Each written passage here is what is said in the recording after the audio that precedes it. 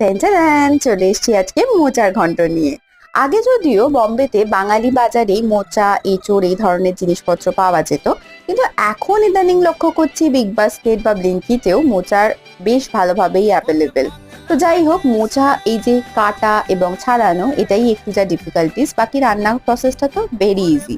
আর নিরামিষ যখন মোচা হয় তখন জিরে, লঙ্কা, আদা আর নারকেল না হলে ঠিক জমে না। আমি যাই হোক একটু সাজিয়ে গুজিয়ে খেতে ভালোবাসি, তাই সেই মতো করেই বসে পড়েছিলাম দুজনে খেতে। এই মোচার খোলা দুটো রেখে দিয়েছিলাম গার্নিশ করার জন্য।